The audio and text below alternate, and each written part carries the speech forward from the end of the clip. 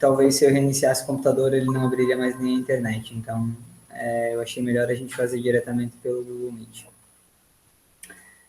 Vocês viram que eu não coloquei lista de exercício, e porque hoje à noite eu preciso ver alguns conceitos com vocês que a gente vai falar daqui para frente. Claro, eu poderia ter mandado um conteúdo, mas eu não fiz isso porque nas aulas presenciais, o que eu vou falar hoje também não estava explicitamente descrito em nenhum conteúdo.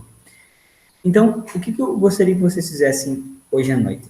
Especialmente eu vou fazer algumas perguntas para vocês, eu gostaria que vocês interagissem e tentassem responder elas. A gente vai discutir coisas para vocês entenderem, porque tem coisas que aparentemente a biologia pensa que está muito claro na cabeça das pessoas, mas na verdade não é tão claro assim. Em resumo, a gente vai falar sobre fotossíntese e esses tipos de coisa hoje para poder entrarmos na próxima parte da biologia. Na parte do xilema, na parte do floema, ainda em botânica, né? Então, se puderem, por favor, responder alguma coisa, eu vou direcionar a pergunta para vocês. Se a pessoa não souber, quem souber, por favor, interage aí e tenta responder. Tá ok? Tá ok? Bom, seguinte, então. Primeira coisa, pessoal. Em todas as vezes que eu cheguei nessa parte, na parte da botânica, as pessoas nunca tinham um conceito muito claro do que era fotossíntese e qual que era a real finalidade. Eu sei que vocês devem saber que fotossíntese é, enfim, sintetizar coisas a partir da luz do sol. Deixa eu só fechar no WhatsApp aqui, porque senão vai ficar me incomodando. E o que acontece? Parece muito simples, né? Uma coisa tão, enfim, não desnecessária, mas uma coisa tão, de fato, eu acho que simples é a melhor palavra. Parece uma coisa tão simples, né? Fotossíntese. As plantas fazem fotossíntese, grande coisa. Mas, na verdade, pessoal, o fato das plantas fazerem fotossíntese é a coisa que permite toda a vida no planeta Terra. Porque, lembra, para toda a vida funcionar e prosperar, tem que entrar uma certa energia no sistema, né? E aí vai a primeira pergunta. Qual que é esse sistema que eu estou falando e qual que é essa energia que eu estou falando? Gabriel, Andrea, Laura e Luana, alguma coisa?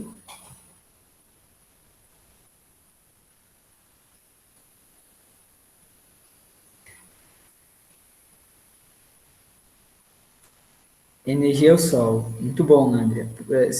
Enfim, se puderes abrir o microfone vai ser melhor, tá? Enfim. Perfeito, a energia é o sol. E esse sistema que a gente fala é o próprio planeta Terra. Vamos pensar assim. Vamos pegar um exemplo, uma pilha recarregável. Partimos do pressuposto que a nossa pilha está descarregada. Então a gente vai utilizar... tudo bem, André, sem problema. Então a gente vai utilizar a energia elétrica para carregar esta pilha, né? Vai chegar um momento que, enfim, essa pilha ela vai sendo carregada, né? Ela vai sendo carregada, parte dessa energia vai se perdendo, infelizmente, até se a gente deixar uma pilha muito tempo parada, essa energia ela vai se perdendo, mas comumente a gente carregaria essa pilha e deixaria ela pronta para uso. Então, o que isso tem a ver? É porque o Sol faz alguma coisa muito parecida conosco. Não estou dizendo que ele está nos carregando e deixarmos pronto e nos deixa pronto para o uso, mas enfim, é algo assim. O Sol carrega essa bateria que na verdade é esse sistema Terra e veja, essa energia ela é armazenada de formas bem aleatórias que a gente já vai falar. E essa energia posteriormente, veja bem, se o Sol parasse de iluminar a Terra ia começar a dissipar energia e ia perdendo energia, bem como uma pilha faz, né? Mas constantemente o Sol está carregando essa pilha sistema Terra e constantemente ela fica cada vez mais carregada, cada vez mais quente também, mas a energia ela não é só energia em forma de calor, energia em forma de energia elétrica, energia em forma de carvão, em forma de, enfim. O planeta, eu acho que o universo, melhor falar do universo. O universo, ele encontra formas de armazenar a energia. E não necessariamente essa energia precisa ser uma coisa física, de fato. Né? Essa energia armazenada pode ser uma coisa teórica, né? E por que eu estou falando isso? Porque alguns cientistas dizem que a vida inteligente como nós, como talvez menos inteligentes, talvez os macacos, os cães, as baleias, mas comumente vida inteligente como nós, são formas de universo armazenar energia. Literalmente essa energia ela é armazenada em forma de simplesmente conhecimento. E vocês vão perguntar, tá, mas e o que que isso tem a ver com fotossíntese? E aí eu direciono para vocês, o que que isso tem a ver com fotossíntese? O que que fotossíntese tem a ver com o fato de a gente, com o fato de nós sermos seres inteligentes e essa inteligência que temos é energia armazenada? O que que isso tem a ver com fotossíntese, gente?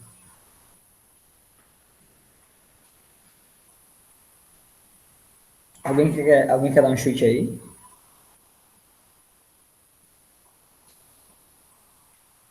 Chutem, pessoal.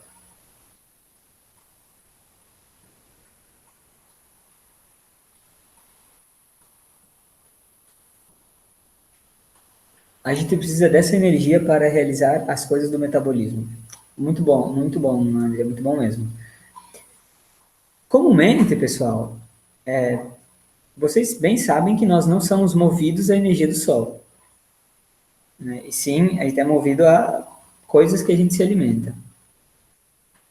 Então, deve existir um jeito de essa energia que vem do Sol entrar no nosso organismo, entrar no nosso sistema. Ela precisa ser convertida para que o nosso corpo possa usar. Vamos de novo à pilha. Quando vocês vão carregar uma pilha, uma bateria que seja, vocês vão conectar a bateria direto na tomada? Não, tem que ter uma fonte, né? Não tem uma fonte que vai na tomada. Por quê? Porque é incompatível essa energia que vem da tomada para a energia que a pilha precisa. E é muito parecido com o nosso caso. Existe uma energia disponível, que é a luz do Sol, e existe alguma coisa para utilizar esta energia, mas ela precisa estar em uma outra forma, ela não pode estar nesta forma de fóton, nesta forma de luz. Então o universo ele evoluiu de tal forma para que ele criasse seres que são capazes de converter esta energia e permitir que os outros seres também a utilizassem, né? Então aí que entram as nossas amadas plantas. Percebam que a vida ela só é possível por causa das plantas. Né? Vocês têm total ciência de que se as plantas pararem de existir, a vida como um todo para de existir instantaneamente. Porque nós não somos seres capazes de produzir o próprio alimento, ou seja, capazes de fotossintetizar. Nós precisamos de matéria orgânica. E a única coisa capaz de fazer matéria orgânica é matéria orgânica fotossintetizante, ou seja, as plantas. Então, por vezes, por isso que eu destaco, porque as pessoas não entendem a importância das plantas, por vezes, nesse ciclo. Eu diria que as plantas elas existiriam sem problema nenhum sem nós. Né? Mas nós não existiríamos, em hipótese alguma, sem as plantas. Então, onde é que eu quero chegar?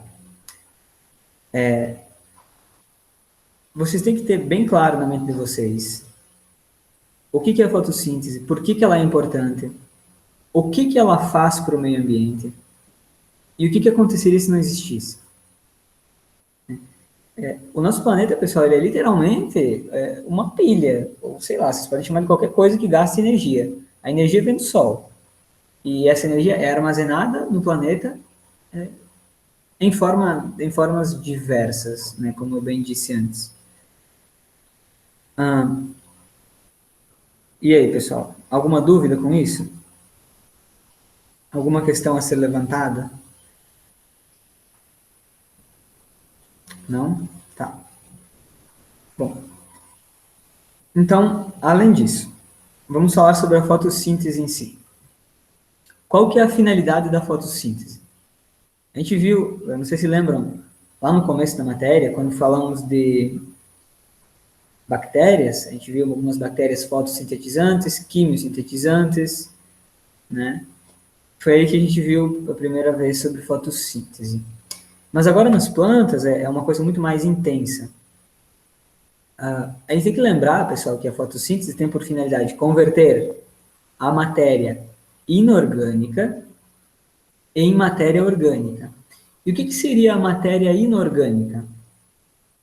Matéria que não tem ligações entre carbonos. Por exemplo, qual que é a matéria inorgânica mais conhecida? CO2. Né? O CO2 é a matéria inorgânica mais conhecida. Nós liberamos CO2, as bactérias liberam CO2, centenas de... Todos os seres vivos liberam CO2.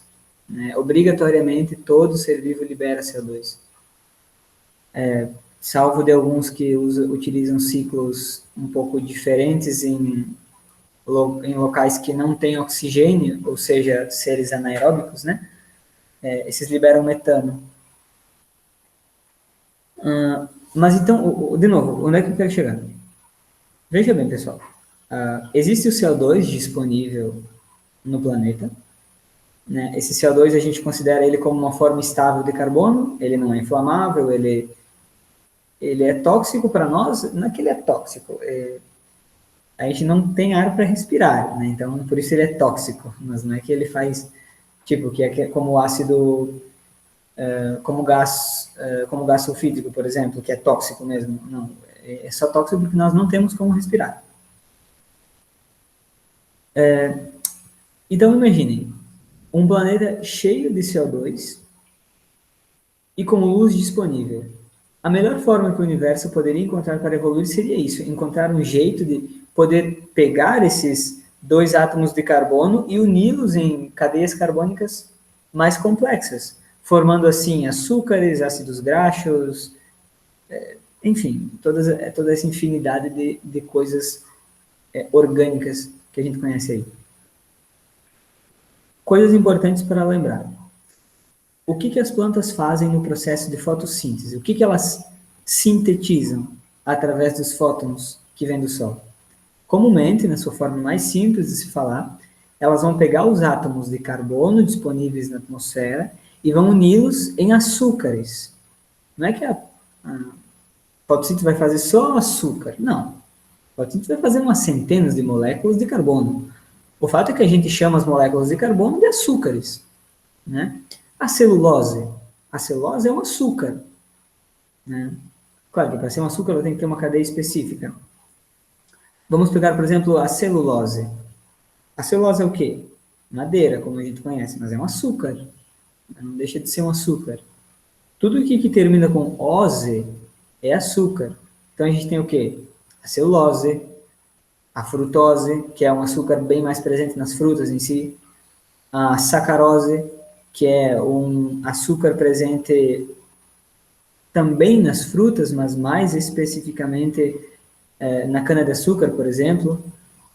Nós temos a glicose. Né? O que é a glicose? É uma sacarose com uma frutose. Nós temos hexoses, que são açúcares mais complexos, com cadeias carbônicas mais longas. Enfim, pessoal, nós temos umas centenas de oses por aí, que são os açúcares que a gente conhece. E onde estava esse açúcar? Onde é que estava esse carbono? Estava na atmosfera. Cada um desses átomos de carbono que compõem o açúcar que vocês comem a cada dia estava na atmosfera. E somente as plantas têm essa capacidade de pegar esses átomos de carbono e conectá-los. E agora, falando um pouco mais em si do processo. Não é um processo químico, pessoal, no qual a gente pega, por exemplo, suponhamos um experimento químico, no qual a gente mistura duas coisas e elas se unem e formam alguma coisa, e formam um ácido, não sei, dois ácidos e formam um ácido mais um sal. Neste caso, é um trabalho muito mecânico por parte da planta. Cada célula, lá no seu, na sua, nos... Ai, meu Deus. Me dê um minuto que eu esqueci totalmente o nome da palavra.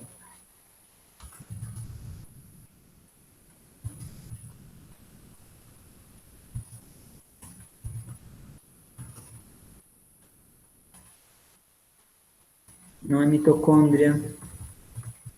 Como é que eu consegui esquecer isso, mas enfim.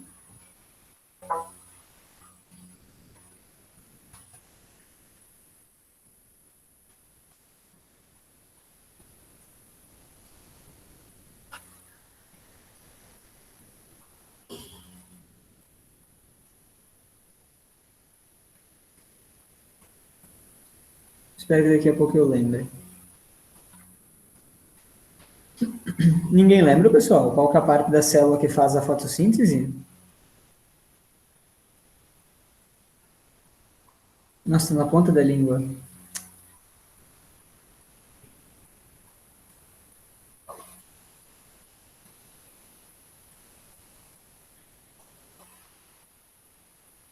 Oh, Deus.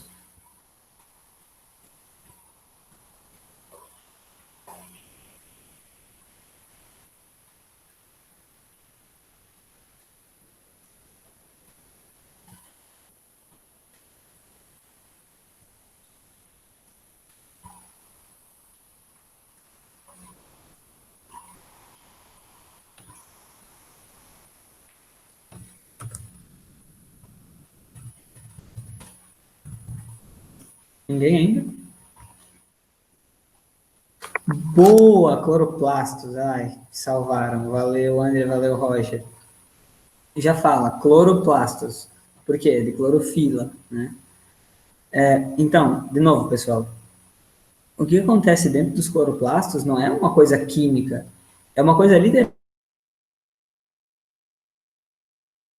mecânica. Decidir ali e mecanicamente fornecer esta energia que vai permitir com que essas moléculas sejam unidas, porque, percebam, naturalmente, na atmosfera, os átomos de perdão, as moléculas de CO2, elas não começam a se unir em cadeias carbônicas.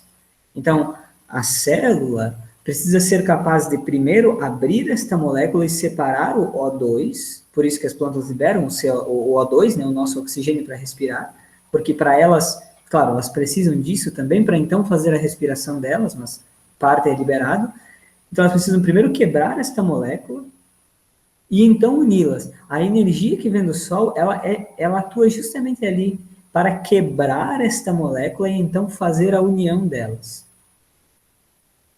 E isso é uma coisa muito complexa de se fazer, porque o CO2 ele é estável, tanto que não existe nenhum processo comumente, tão facilmente, né, de se pegar CO2 e transformá-lo e transformar esse CO2 em moléculas orgânicas.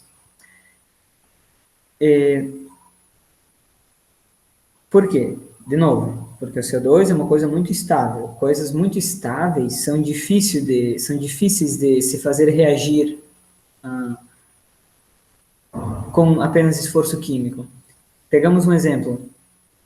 Se pegarmos qualquer matéria orgânica, por exemplo, açúcares, gorduras, qualquer coisa, enfim, aquecermos isso até algo em torno de 400 graus, toda esta matéria orgânica ela acaba virando CO2. Né? Literalmente, tudo que estava ali que tinha carbono, e claro, tem que ter uma presença de oxigênio, né? Vai simplesmente sendo liberado em CO2. E resta ali só a matéria inorgânica, né? Porque é justamente essa matéria que não consegue se ligar para fazer para virar CO2. E o que acontece? Todas essas matérias que são orgânicas, elas simplesmente se quebram devido ao altíssimo calor, né? E se juntam com o oxigênio numa forma muito estável e muito fácil, uma ligação que é... O que eu quero dizer? Se a gente colocar um átomo de carbono puro e um átomo de oxigênio, eles se ligam instantaneamente, é uma coisa muito fácil de ser feita.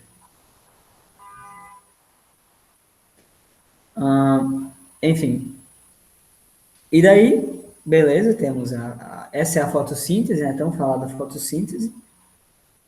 Então a gente começa a ter um destino para essa energia. Então, por exemplo, temos que lembrar, né, que as plantas, elas também consomem açúcar. A gente sempre fala, as plantas produzem açúcar, mas elas vivem do quê? Elas também consomem parte do açúcar que elas geram. Então, elas geram uma quantidade, por exemplo, de frutose. Parte dessa frutose vai lá passar no ciclo de Krebs para virar ATP, para ter energia para as células funcionarem. Né?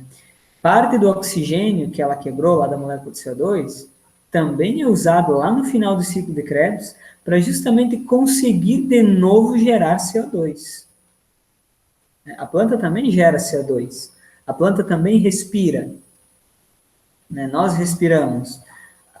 Lembrar que, nesse caso, esse conceito respirar não é o ato de eu puxar o ar e soltar o ar. Não, respirar é o ato de eu utilizar-me do oxigênio para remover carbono para auxiliar no ciclo de Krebs.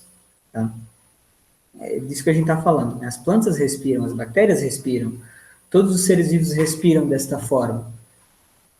Mas as plantas, além disso, também são capazes de produzir este próprio açúcar.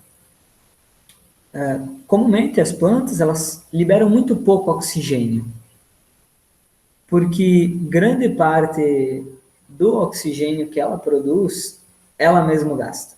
E a planta é um ser muito grande, é um ser muito... precisa de muita energia para sustentar ela. Olha o tamanho de uma árvore, né? Tem que ter energia para segurar aquilo de pé. Então, muito do O2 liberado é utilizado pela própria planta. Por isso que se fala que os oceanos são os pulmões do mundo, né? Justamente por isso, porque as microalgas que estão no oceano são muito mais eficientes devido a não consumirem tanto oxigênio, né? Alguma dúvida com isso, pessoal?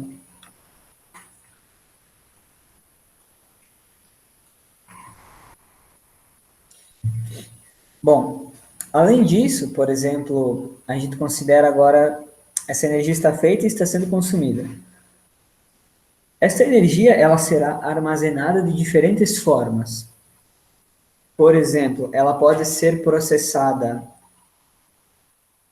por uma vaca, né? Esta vaca vai ser capaz de, através de uma matéria orgânica, açúcar, né? Porque se ela consumiu a celulose do pasto, é um açúcar, né? Então, ela vai ser capaz de transformar, converter este açúcar do pasto em gordura do leite. Então, a gente comumente vai agora, ao invés de comer um açúcar direto, a gente vai consumir um ácido graxo. Só que neste meio tempo, neste processo, né, até chegar em nós, teve um gasto de energia. Então, certamente, digamos assim, ela consumiu 2 celuloses para fazer uma gordura, digamos assim, né? E como é que vocês sabem disso? Como é que vocês podem presumir isso? É bem simples. O que é mais inflamável? Celulose ou gordura? Gordura, né? A gordura, ela inflama quase que naturalmente umas gorduras mais finas. Quais são as gorduras mais finas?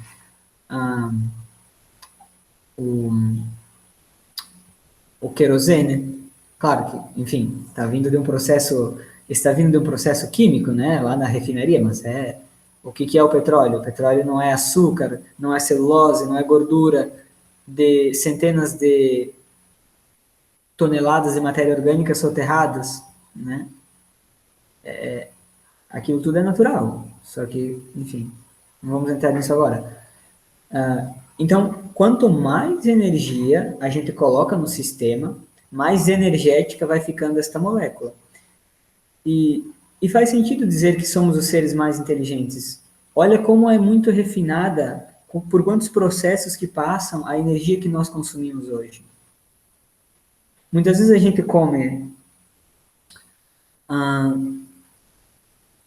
a gente come Aí tu toma o leite que a vaca deu, do pasto que ela comeu, e esse pasto foi alimentado por uma decomposição de uma matéria orgânica de tal planta.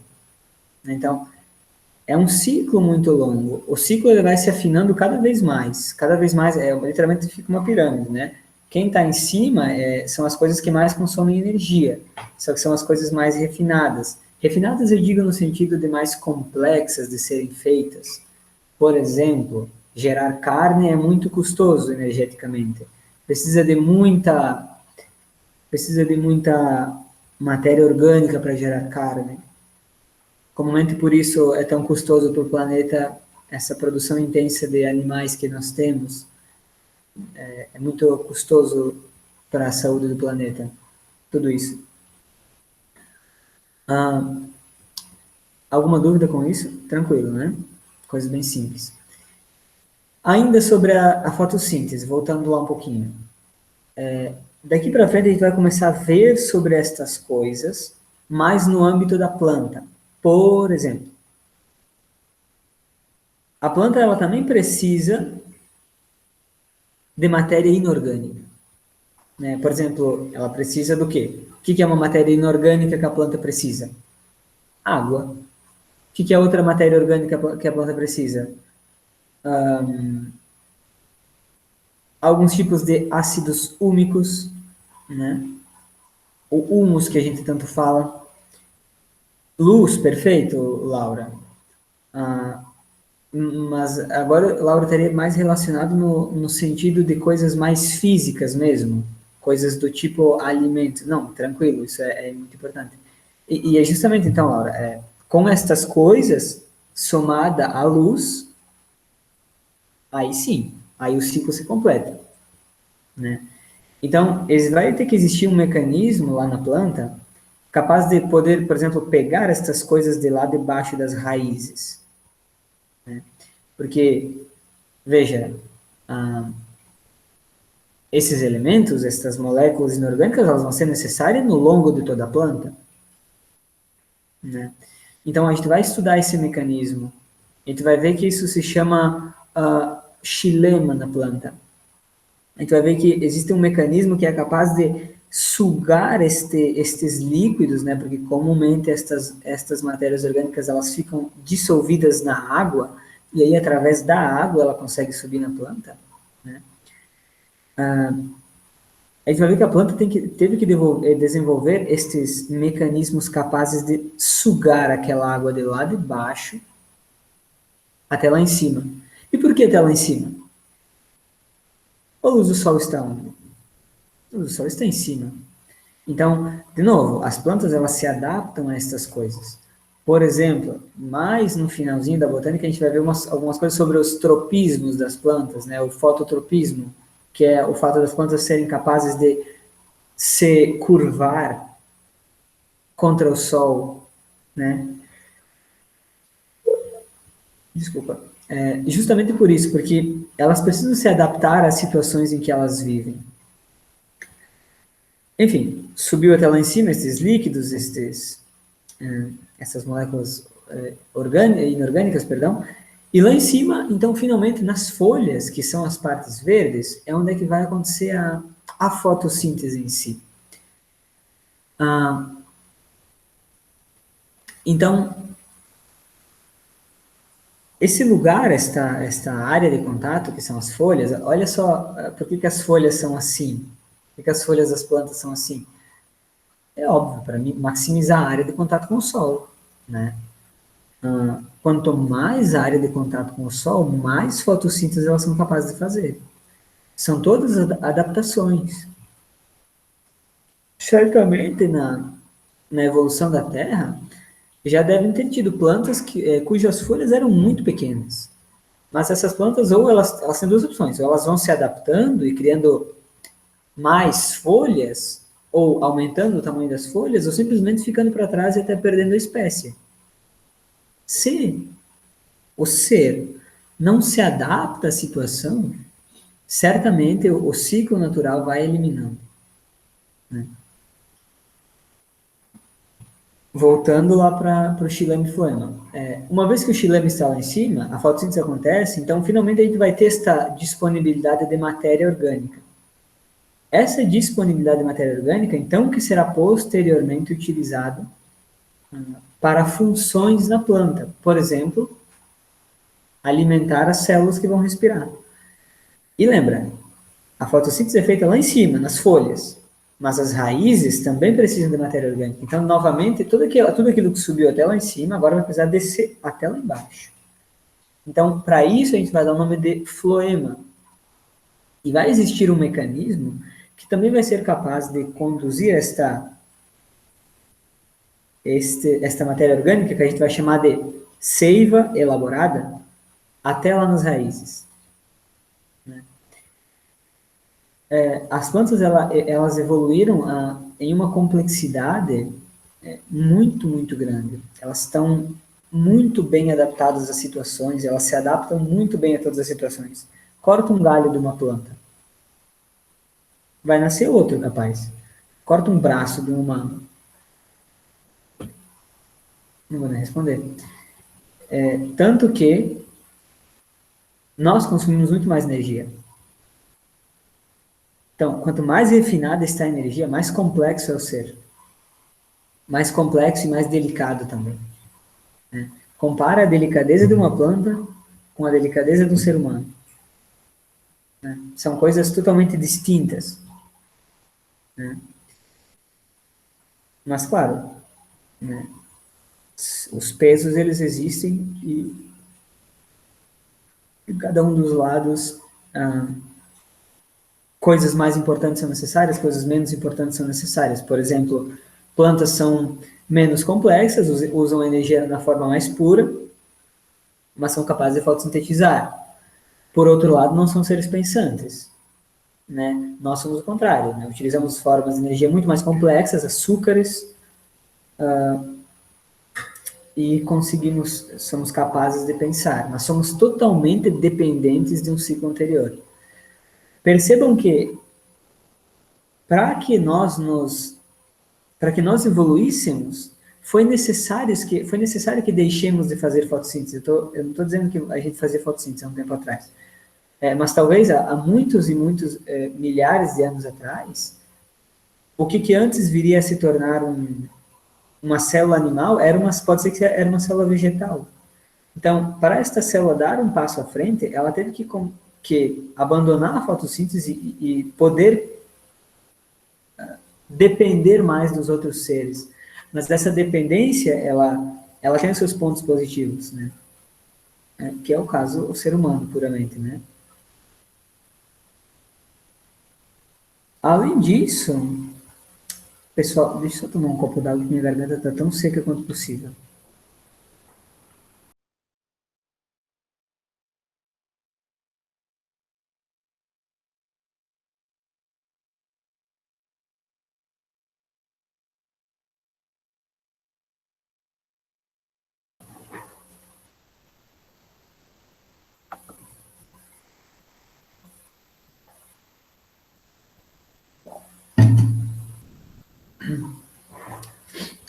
Continuando. Então, o que acontece? Agora eu questiono para vocês. Tá mais clara essa questão de fotossíntese? Tá mais clara essa questão da importância da fotossíntese, que não é simplesmente fotossíntese, clorofila, fotossíntese. Não, a fotossíntese ela é a base de vida do planeta Terra. Ela é a base de todo tipo de ser vivo. Porque é a entrada de energia, é a conversão da energia que entra no planeta. Tá claro isso, pessoal? Preciso saber de vocês. Tem alguma dúvida em relação a isso? Tem alguma questão que eu gostaria de colocar?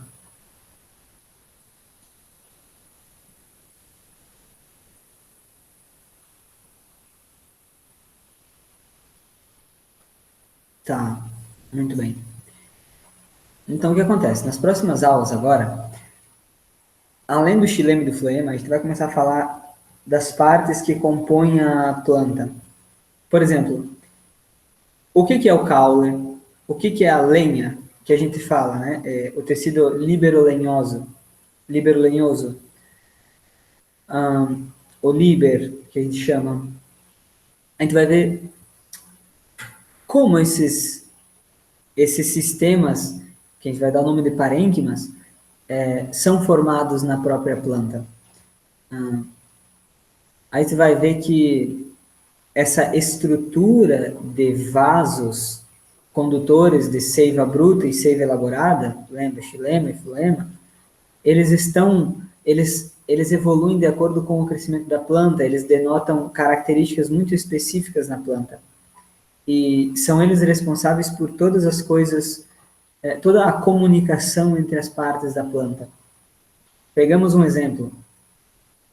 Por que quando nós deixamos de dar água para uma planta, ela murcha? Ah, professora, porque ela ficou triste, daí... Não, não é por isso. Alguém sabe dizer o porquê?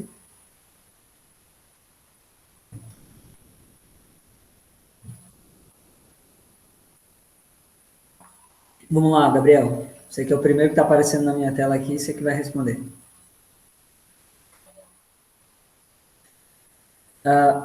Por que uma planta murcha quando a gente deixa de dar água? Se quiser tentar, Laura.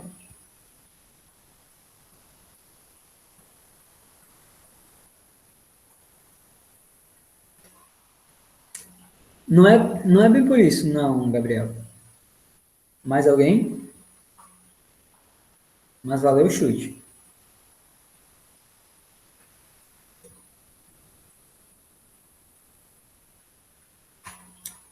Sim, de fato, Laura. A tua complementa o que o Gabriel falou, né? Oxigênio. Mas a água, pessoal, esta matéria inorgânica, tão simples no planeta, mas tão necessária, é através desses vasos condutores que a planta consegue manter a rigidez dos seus galhos. É justamente, claro, a gente está falando de plantas não lenhosas.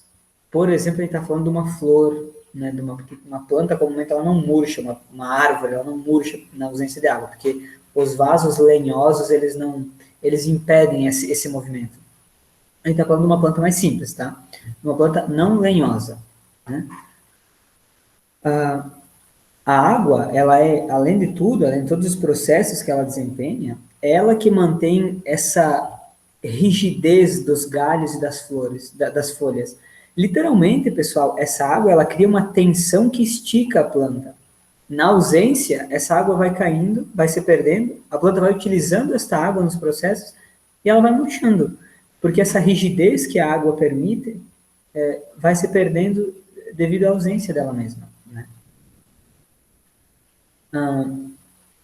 E podem ver que logo que se coloca água, ela já é capaz de novamente sugar toda aquela água, e muito rapidamente, inclusive, sugar toda aquela água. Por quê? Porque ela continua a transpirar, e é justamente esta transpiração que a faz perder água e que também a faz conseguir sugar a água de lá de baixo.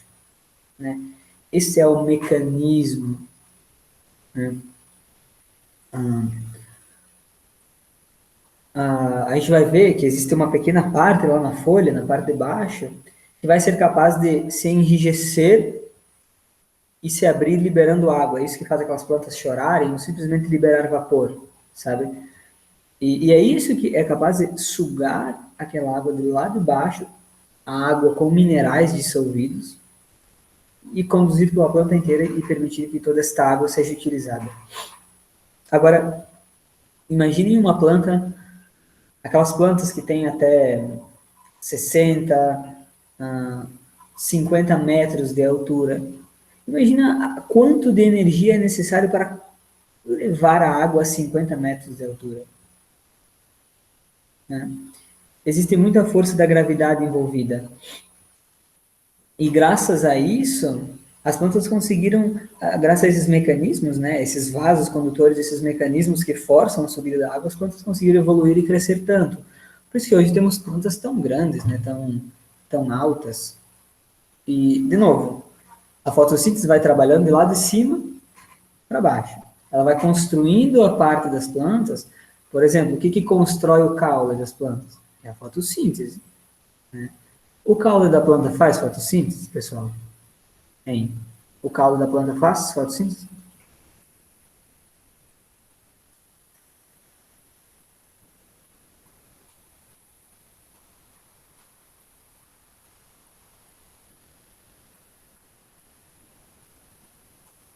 Nada? Boa, Laura. O caule da planta não faz fotossíntese, salvo de alguns casos, por exemplo, o cacto. O cacto, é que o cacto é um caule, né? Enfim. Mas o cacto, ele faz fotossíntese pelo caule. Tanto que é uma área de contato muito pequena, né? E por isso explica o fato dele ser uma planta extremamente lenta, extremamente parada. Ela vai quase de ré, de tão parada que o cacto é. Ah, e, e o que acontece? De novo, são situações, né? Pode, por mais que possa ser extremamente lento, não tem planta melhor em armazenar água e viver em ambientes secos, né? Então são adaptações.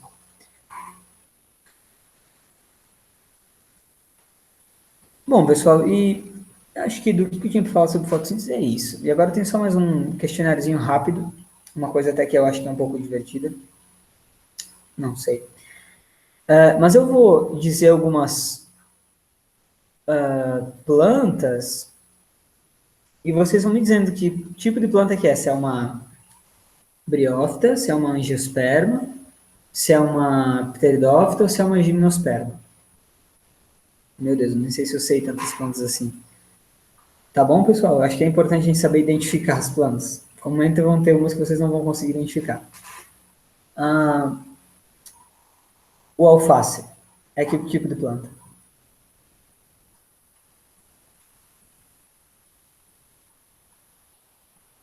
Já comecei pesado, né? Sempre pesquisando no Google, hein? Que pergunta besta, né? O alface é uma coisa tão simples, mas realmente é um pouco difícil de perceber se ele é que tipo de planta que ele é, não é? Alguém sabe?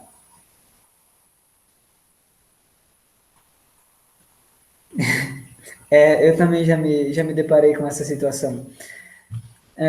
Mas assim, se a gente parar para olhar um pé de alface, deixar ele ficar velho, a gente vai ver que ele vai colocar uma flor, ele vai colocar, não vai colocar frutos, né? Mas ele vai colocar uma flor e vai colocar sementes também. Então, o alface é uma angiosperma, né? A grama, a grama é o quê? Grama de jardim.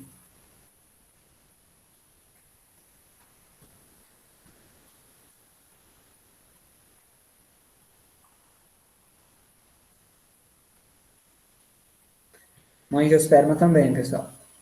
Ela coloca flor, fruto e semente. Claro que é um negócio que não parece uma flor, não parece um fruto e não parece uma semente, mas é o tipo de semente. E o cacto, pessoal? O cacto é o quê?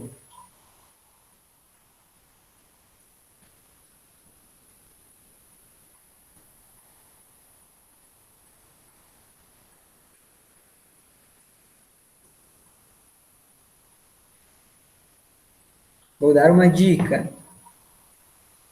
A pitaia é um cacto.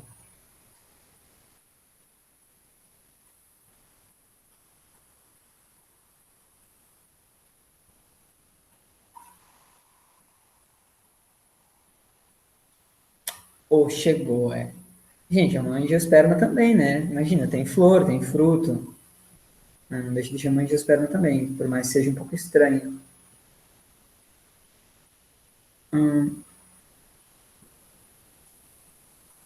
essa é muito óbvia. A orquídea.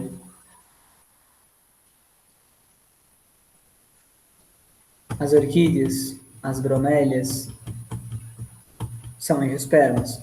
É bem fácil perceber, né? Tem uma flor gigante, mas comumente as plantas que não têm flor a gente fica meio duvidoso em dizer que é uma angiosperma, né? Mas de fato nem todas têm flor, uma flor tão visível, né? Por vezes todas têm flor, mas é uma coisa que a gente não imagina que seja uma flor, né? Por exemplo, a bananeira. A bananeira tem flor, Né? O que é a flor da bananeira? É aquela coisa cor de vinho no qual o cacho surge, que ela seria a flor. Né? A grama é aquela coisinha que sobe assim na grama, quando a grama fica velha, sobe um canudinho, aquela é a flor. Né? O fruto vai estar ali depois. Não tem o formato de uma flor, mas é uma flor. E claro, tem plantas que não vão ter o fruto, né? Vão ter apenas nem mesmo uma flor vão ter uma folha um pouco modificada. Lembrando que a flor é uma folha modificada. Então, a gente pega o lírio da paz, que é só uma flor assim, aliás, que é só uma folha assim com um canudo no meio. Né? É uma folha que se modificou e ficou na cor branca, mas temos na cor verde também. Né? Vamos ver outra coisa.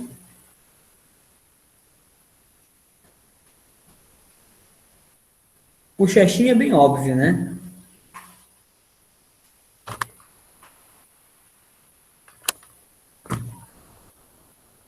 O xaxim. Xaxim.